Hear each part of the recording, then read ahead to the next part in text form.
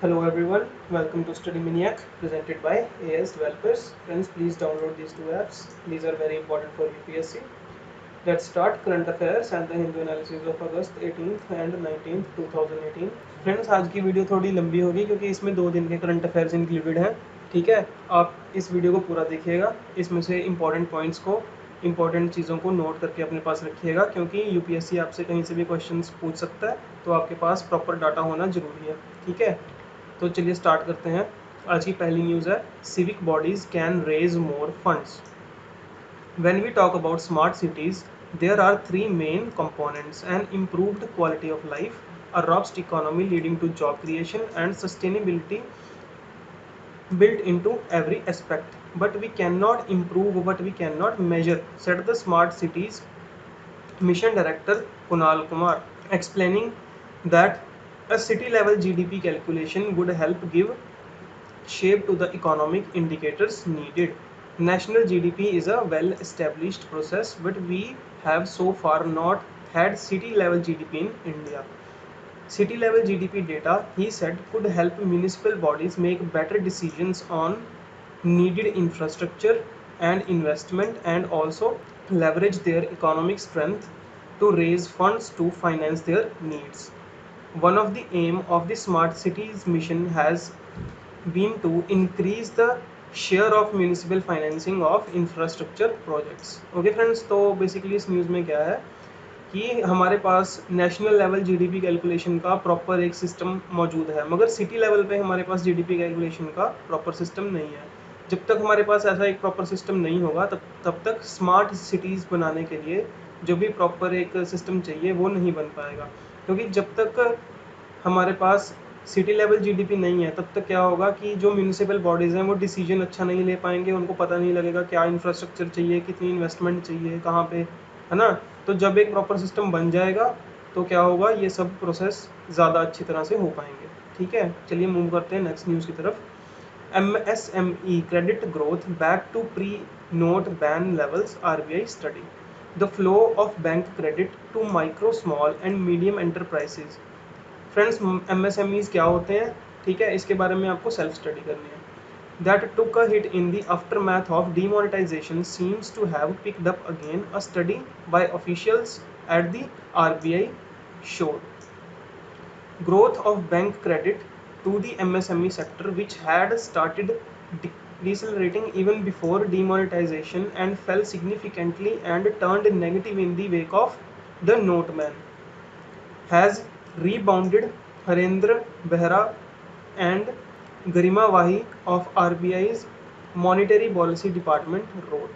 Okay, data shows that during the April-June quarter, bank credit to MSMEs increased on average by 8.5% year on year, mirroring the level of growth during April-June 2015.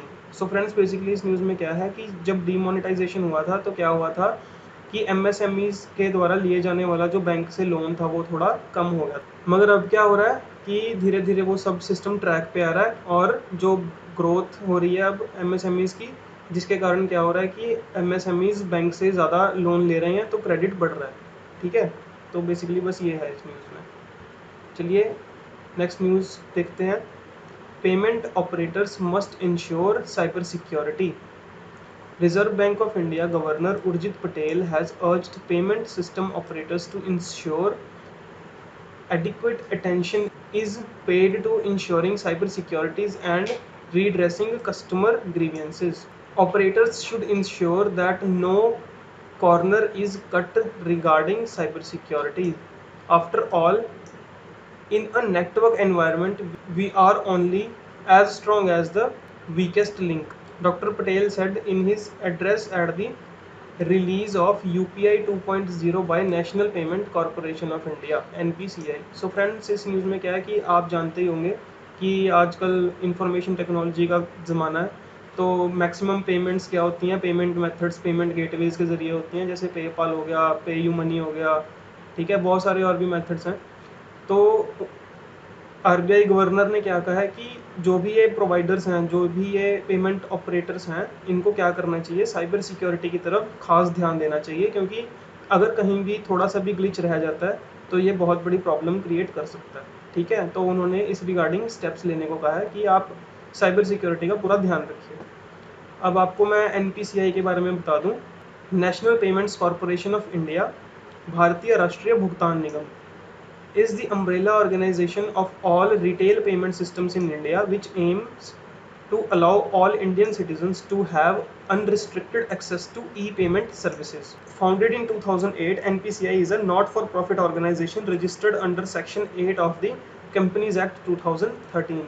The organization is owned by a consortium of major banks and has been promoted by the country's central bank, the Reserve Bank of India.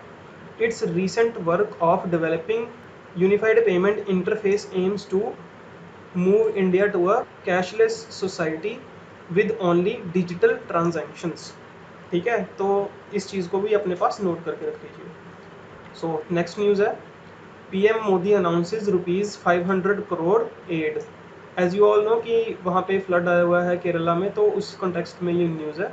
Prime Minister Narendra Modi on Saturday announced an immediate financial assistance of ₹500 crore to rain-battered Kerala after reviewing the flood situation, even as rescue operations continued in Pathanamthitta and Thrissur districts amid heavy rains.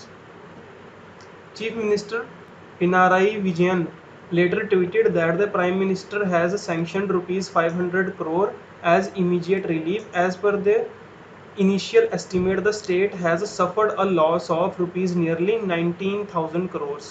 Okay, the actual figure is 19,512 crores. The actual loss can be ascertained after the water recedes in the affected areas. The state has sought an immediate assistance of ₹2,000 crore, he said. But Prime Minister only issued 500 crores. Okay, so next news is, in Rhino country, a division to boost conservation efficiency. An entire forest division in Assam will start moving 160 km northeast. The one-horned rhino of the Kaziranga National Park is the reason for the long march.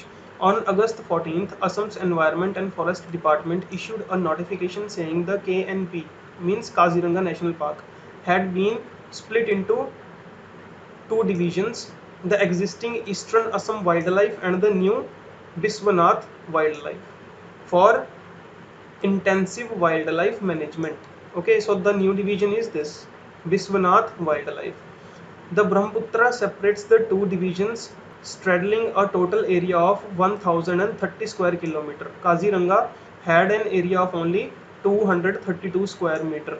When it began its journey as a proposed reserve forest on June 1, 1905. Okay, the KNP official said the creation of the Biswanath Wildlife Division with headquarters at Biswanath Chariali in northeastern Assam will entail relocating the Central Assam Afforestation Division at Hojai, 160 km away. In fact, Afforestation Division has been renamed a Wildlife Division. I hope this news is clear to you. So the next news is this is related to science and tech. JNCASR, a new robust form of gold. Researchers from Jawaharlal Nehru Centre for Advanced Scientific Research, Bengaluru, have developed a new type of gold in the form of very small crystals, microcystallites. The microcrystal gold has been found to be nobler than gold. It do not dissolve in mercury and Aqua regia and showed the least interaction with copper. The microcrystallites were synthesized by decomposing an organic complex containing gold and other ions under controlled conditions.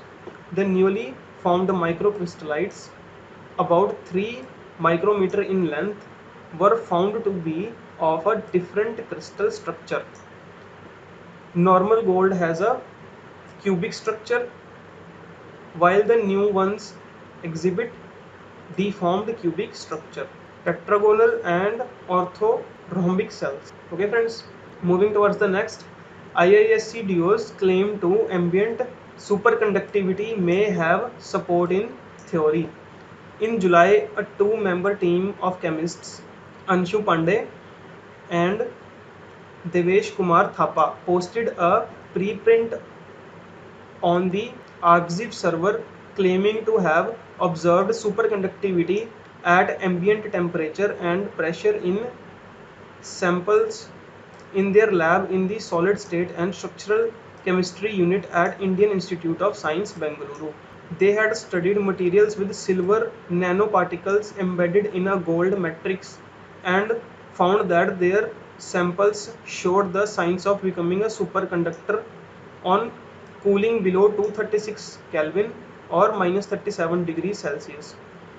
Further, when they altered the mole fraction of gold in the samples, they could bring up the critical temperature Tc up to room temperature.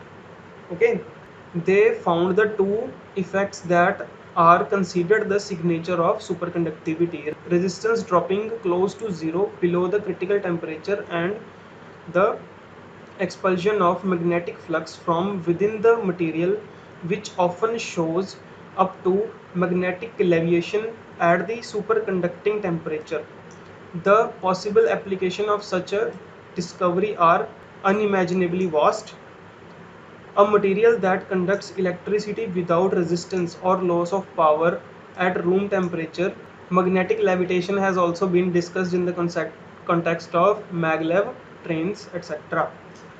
ठीक है, तो इस news में basically क्या है कि scientist ने super conductivity के लिए खोज की है, जिसमें उन्होंने पाया है कि रूम टेम्परेचर पे भी सुपर कंडक्टिविटी पॉसिबल है। उन्होंने इस तरह का मटेरियल कोई डिस्कवर किया है, तो उसकी क्या हो सकता है कि एप्लीकेशन अगर कोई ऐसा आपको मिल जाए मटेरियल जो रूम टेम्परेचर पे विदाउट एनी रेजिस्टेंस इलेक्ट्रिसिटी को फ्लो होने दे, तो ये बहुत ही ज़्यादा इंपॉर्टेंट एक चीज़ है हमारे लिए।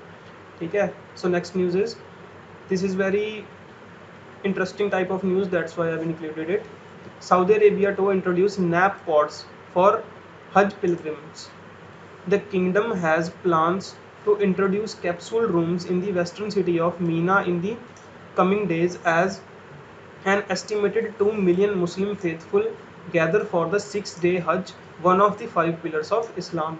The free nap pods are parts of new measures Saudi Arabia is rolling out this year in a bid to modernize centuries-old practice of Hajj. The government has also introduced apps for on-the-spot translation and emergency medical care. Each fiberglass pod, less than 3 meters long and just over 1 meter high, features a mattress, clean sheets, air conditioning, and a large well-lit mirror.